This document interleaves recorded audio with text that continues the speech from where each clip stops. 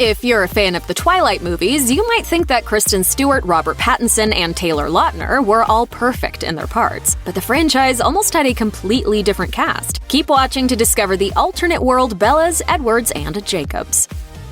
It's hard to imagine anyone else besides Kristen Stewart playing Bella Swan, but she actually wasn't the first choice. Twilight author Stephenie Meyer has made it readily clear that the person she wanted was Sucker Punch star Emily Browning. This has led to rumors that Browning explicitly turned down the part, but she's made sure to shut down that chatter. As she told MTV in 2009, "People are coming up to me and saying, 'Oh my god, you turned Twilight down?' and all this horrible stuff. What actually happened is that I was asked to audition, not take the part, but to just audition." Browning had just finished filming the horror movie The Uninvited and wasn't looking to work again so soon. As she explained, "I'm not the type of person who can just work back to back, so I was just exhausted and I was like, I'm sorry, but I just can't sign on to a trilogy right now. I was exhausted and I needed to come home and hang out with my family for a little bit." Browning hadn't seen the movie at the time of the interview, but she made sure to note, "I'm sure Kristen Stewart did a billion times better job than I would have done." I don't think I would have been able to handle it. I think I Really? would have quit. Absolutely not. In the wake of Twilight's massive box office success, it was inevitable that imitators would follow in its wake. This was especially true in 2013, the year after the franchise came to a close. Numerous young adult fantasies like Beautiful Creatures, The Host, and The Mortal Instruments, The City of Bones all tried to prove themselves as worthy successors. That last one starred Lily Collins, who had actually once been up for the role of Bella in the original Twilight. Collins dropped this revelation while promoting Mortal Instruments, though she stressed that she never got any further than an audition. As she explained to Crave Online, "This was many years ago. I was new on the scene, new at auditioning, and it was always kind of this, what's going to happen? Everyone in the waiting room waiting for you. One of those anxious days as a young actor." Collins has no regrets about missing out on the opportunity, as she noted, "I think everything happens for a reason, and everyone who gets the roles they get were meant to. I'm a firm believer in that."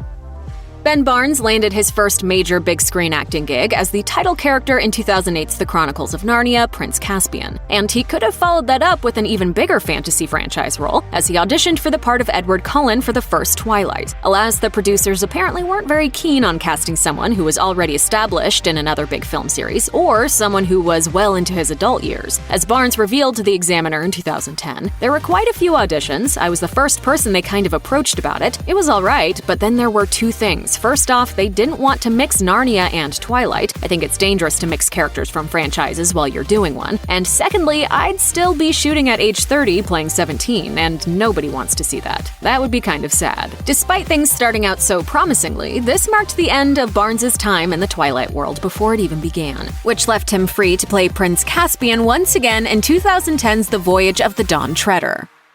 In all 5 Twilight movies, Jackson Rathbone played Jasper Hale, the adoptive brother of Edward Cullen, and the husband of Alice Cullen, but he actually could have played an even bigger part, as there is a world out there in which he played Edward. Rathbone divulged this info to MTV in 2009, as he noted that it all came down to the creative instincts of Twilight director Catherine Hardwicke. As Rathbone recalled, "I was a choice. I don't think I was Hardwicke's first choice." Without the director's enthusiasm, Rathbone's chances for playing Edward quickly faded away, and Robert Pattinson was cast instead. But Rathbone nevertheless managed to make his way into the franchise when he was cast as Jasper. As for what might have been, he holds no animosity towards his co-star. As he told MTV, "I think he's the best man for the job. I wouldn't have another Edward Cullen than Robert Pattinson. He's perfect." Jazz, shh, it's okay. It's just a little blood. Some authors aren't very involved with the film adaptations of their books, but Stephenie Meyer isn't one of those authors. On the contrary, she's been quite open about her thoughts on the Twilight films. This was especially true regarding the casting. In the case of werewolf hunk Jacob Black, that part of course ultimately went to Taylor Lautner. But if Meyer had had her way, he would have instead been played by Stephen Strait. Strait may not be a household name, but for moviegoers of a certain age, his performance as Warren Peace in 2005's Sky High made him an instant heartthrob. He was set to headline the prehistoric blockbuster 10,000 BC just as the first Twilight was being cast, so it looked like he was headed for superstardom. But this career trajectory ultimately didn't help him land the part of Jacob. Meyer's casting wishes were mostly ignored, including her proposal of Strait as Jacob, which paved the way for Lautner to step in. While Strait never did graduate to megastardom, he's done just fine for himself thanks to his lead role on the sci-fi and Amazon show The Expanse.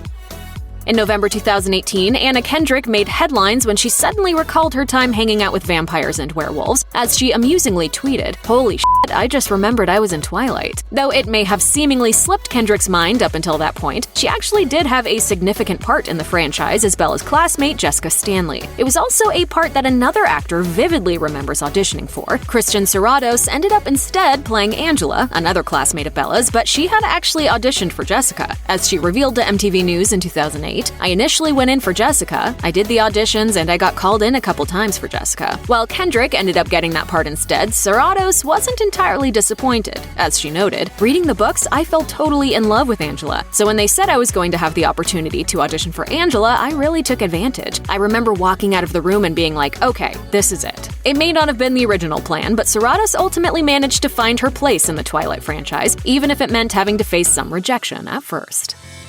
Pretty Little Liars star Lucy Hale has managed to appear in a number of movies over the years, including the likes of such horror flicks as Truth or Dare and Fantasy Island. But for all those ups in her career, she's also had some downs, including losing out on not one, but 2 roles in the Twilight franchise. As she revealed to J14 in 2013, "I auditioned for the role of Alice Cullen, I read the books, and I wanted to be part of the first movie so bad." That enthusiasm didn't help Hale out, though, as Ashley Greene ended up getting the part instead. Undaunted, Hale took another crack at the franchise when she auditioned for the part of Jane in New Moon, but that also didn't work out as the producers opted to cast Dakota Fanning. Despite missing out on 2 chances to be part of the Twilight universe, Hale has maintained a good attitude about the whole experience. As she told J14, "I love everyone they've cast. I'm such a believer in everything happens for a reason, and it's all about timing. I like where I'm at right now." When Summit Entertainment first announced that New Moon had been greenlit, a number of actors from the first film were attached to return, including, of course, Kristen Stewart and Robert Pattinson. But one notable cast member absent from that announcement was Taylor Lautner. At the time, it wasn't clear if he would return as Jacob, with insiders reporting that the character's dramatic physical transformation between the books caused the producers to consider recasting the role. So for a hot moment, the hunt was on to find Lautner's successor. One actor pegged for the part was One Tree Hill star Michael Copon, who lobbied for it himself by taking to his Facebook page and posting statuses like, "Michael Copon is in a Twilight Zone," and "Michael Copon is the older Jacob Black." I don't buy it. Though Copon was enthusiastic, Lautner wasn't ready to give up the part without a fight, so he engaged in extensive weight training to show producers that he could acquire the physique transformation. By January 2009, it had become clear that Lautner's exercise regime had done its job and ensured him the opportunity to keep playing Jacob. Copon, meanwhile, was left feeling bitten by the cruel whims of fate. One way that the Twilight films have differentiated themselves from most other modern major blockbuster franchises is with their relatively small budgets. The first film had a $37 million budget, while the final entry in the series, Breaking Dawn Part 2, bumped that up to $136 million. There's certainly a bit of inflation, but for comparison's sake, Avengers Endgame had an estimated budget of nearly $400 million.